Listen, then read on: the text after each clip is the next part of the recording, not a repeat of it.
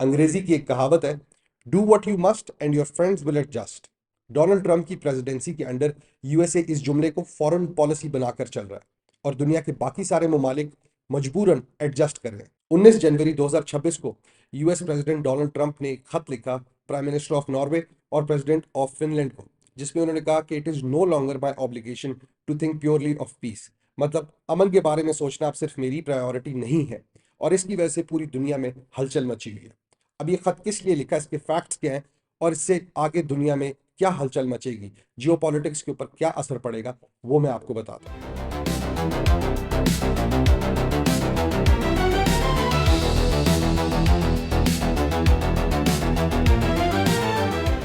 Donald Trump का ये जो खत था, ये रिस्पॉन्स था to the prime minister of Norway and president of Finland, क्योंकि वो पुश बैक दे रहे थे।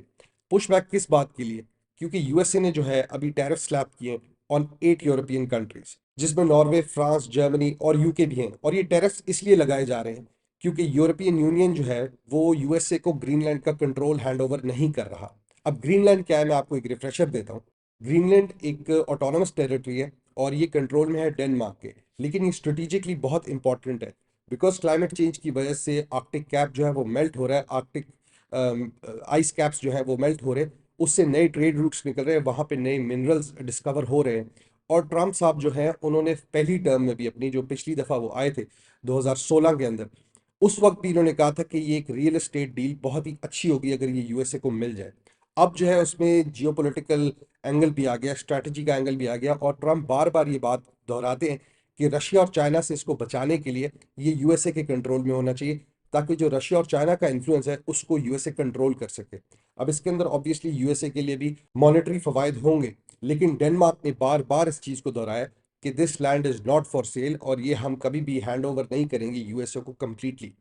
अब ये लेटर जो है ये बेसिकली लीक हुआ और फॉरवर्ड हुआ, और ये इवन यूएस की नेशनल सिक्योरिटी काउंसिल ने खुद यूरोपियन यूनियन के जो लीडर्स हैं उनको फॉरवर्ड किया।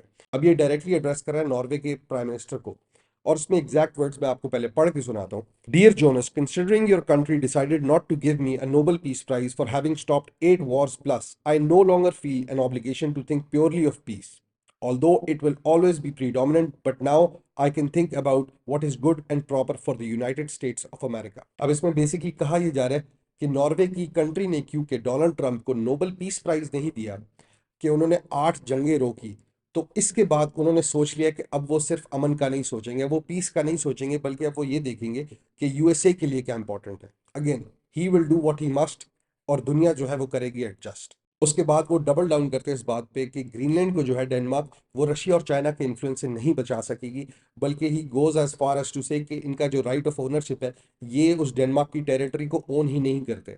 कोई लिखी चीजें नहीं है, कोई इस तरह की बात नहीं है। हालांकि ग्रीनलैंड का जो स्टेटस है कि ये डेनमार्क की territory, it is backed by treaties. 1814 की एक ट्रीटी है, ट्रीटी ऑफ केल, उसके अंडर लिखा हुआ है कि ये डेनमार्क की टेरिटरी है, ऑटोनोमस है, बट कंट्रोल डेनमार्क का ही रहेगा। और यूएस इस ट्रीटी को रिकग्नाइज भी करता है, लेकिन उन्होंने इस लेटर के अंदर जो है उसको इग्नोर किया इस बात का। और इस लेटर के एंड पे उन्होंने रैप अप करते हुए बात की कि नेटो के लिए जो यूएस ने किया वो किसी और ने नहीं किया, और स्पेसिफिकली डोनाल्ड ट्रंप की टर्म में जो है नेटो की सबसे ज़्यादा हेल्प की गई है। तो इसलिए नेटो को चाहिए कि बदले में ग्रीनलैंड का कंप्लीट कंट्रोल जो है वो यूएसए को दे दिया जाए। अब इस लेटर के अंदर जो सबसे पहली बात है वो डोनाल्ड ट्रंप ने की कि मुझे नोबेल पीस प्राइज नहीं दिया गया by the country of Norway. अब उस पे the prime minister of Norway said कि ये गवर्नमेंट इदारा नहीं है, ये स्टेट इदारा नहीं है, ये एक प्राइवेट इदारा है जो कि इस चीज़ को असेस करता है कि लोगों ने क्या किया, और मेहरबानी करें आप इस चीज़ को इशू बना के आप टैरिफ मत लगाएं और ग्रीनलैंड को लेने की जो है बात ना करें, because it doesn't make sound और वैलिड आर्ग्यूमेंट।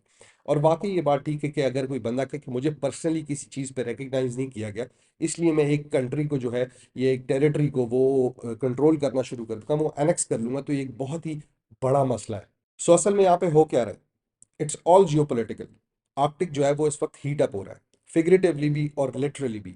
ग्लोबल वार्मिंग की वजह से जो है आइस कैप्स मेल्ट हो रहे हैं और एक्सपोज कर रहे हैं न्यू मिनरल्स, न्यू ऑयल्स। और अगर यूएसए को ये जगह मिल जाती है, अगर यूएसए यहाँ पे कंट्रोल ले लेता है, तो रशिया और जो चाइना है उसकी प्रेजेंस को काउंटर करेगा इन द आर्कटिक, जो कि बढ़ रही है। अगर ग्रीनलैंड का कंट्रोल ट्रम्प को मिल जाता है तो यूएसए जो है वो आइसलैंड के अंदर अपनी मिलिट्री बेसिस भी लाएगा, और वहाँ पे रिसोर्सेज जो हैं ऑयल और मिनरल्स की, उनको भी यूज करेगा, और जो रशिया और चाइना का ग्रोइंग इन्फ्लुएंस है आर्कटिक के अंदर उसको कंट्रोल करेगा। और ये कोई नई बात नहीं, अपनी पहली टर्म में भी ट्रंप ने जो है ये आइडिया फ्लोट किया था कि ग्रीनलैंड हम खरीद लेते हैं। लेकिन जब डेनमार्क ने उनको रिफ्यूज़ किया तो उन्होंने वहाँ पे डेनमार्क जाने से अपना एक विजिट भी कैंसिल कर दिया। और अब जो है वो टैरिफ्स लगाए जा रहे हैं और उसकी वजह से टेंशन्स जो हैं वो यूरोपियन यूनियन के साथ यूएसए की वो एस्केलेट कर रही हैं। और इसके रिpercussions जो हैं वो बहुत बड़े होंगे, specifically on US and European relations. जब एलाइज के ऊपर टैरिफ्स लगेंगे तो उसके बाद जो है वो ट्रेड वॉर शुरू होंगी और इकोनॉमीज दोनों साइड की जो है वो डिसरप्ट होंगी, ख़राब होंगी। और इसका दूसरा एंगल जो है वो सिक्योरिटी का है। ब्रिटिश प्राइम मिनिस्टर ने कहा कि ये जो हो रहा है ये बहुत गलत हो रहा है और इससे नेटो जो है वो आगे जाके अंडरमाइन हो सकती है। और इस वक्त नेटो की यूनिफिकेशन जो है, सॉलिडारिटी शो करना वो बहुत ज़रूरी है। क्यों? क्योंकि रशिया और यूक्रेन आर एट वॉर और यूरोप के अंदर जो है ओवरऑल इस चीज़ के ऊपर बहुत ज़्यादा फोकस किया जाता है। रशिया को एक बहुत बड़ा थ्रेट समझा जाता है टू यूरोपियन सिविलाइजेशन। और इसके अलावा जो है ग्रीनलैंड के अंदर लोकल अनरेस्ट जो है वो बढ़ेगा। ग्रीनलैंड के अंदर वैसे भी प्रोटेस्ट चल रहे हैं, वहाँ पे थोड़ी बहुत पॉलिटिकल इंस्टेबिलिटी है। और इस तरह की डेवलपमेंट से जो है वो और चीज़ एस्केलेट हो सकती है, उसमें और खराबत आ सकती है। और उसके अलावा इससे जो है यूएस की सॉफ्ट पावर इससे कॉम्प्रोमाइज़ होती है। अगर आप डिप्लोमेसी को इस चीज़ के साथ जोड़ दें कि मुझे नोबेल पीस प्राइज़ नहीं मिला, इसलिए जो है अब मैं अमन के बारे में नहीं सोचूंगा, तो दुनिया के अंदर अमेरिका का जो रोल है वो कॉम्प्रोमाइज़ होगा। लोग दुनिया जो है वो अमेरिका को किसी और नज़र से देखना शुरू कर देंगे। ऑल्दो हो सकता है कि यूएस के अंदर लोग ज़्यादा सपोर्ट करें इस अमेरिका फर्स्ट पॉलिसी को, लेकिन ग्लोबल स्केल के ऊपर जो है अमेरिका का इन्फ्लुएंस ख़राब होता जाएगा जब दुनिया ये देखेगी कि अमेरिका सिर्फ अपने इंटरेस्ट को आगे रख रहा है और दुनिया के इंटरेस्ट को सेकेंडरी तो क्या शायद टेरिशरी भी नहीं रख रहा। अब लॉन्ग टर्म में इससे क्या रशिया और चाइना फ़ायदा उठाएंगे, वो यूएसए को पुश करेंगे टूवर्ड्स आइसोलेशनिज्म। जब दुनिया देखेगी कि यूएस सिर्फ अपने लिए काम कर रहा है, यूएस एक्सपैंड कर रहा है, यूएस और टेरिटरीज जो है वो अपने कंट्रोल के अंदर लेके आ रहा है, जिस तरह वेनेजुएला है, फिर आइसलैंड, उसके अलावा साउथ अमेरिका भी यूएसए के अलावा चल नहीं सकता।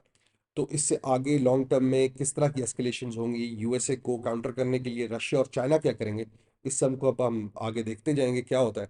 ये था हमारा आज का एनालिसिस। अगर आपको पसंद आया तो वीडियो को लाइक और शेयर ज़रूर कीजिएगा और चैनल को सब्सक्राइब करें। हम कल दोबारा मिलते हैं। अस्सलाम वालेकुम।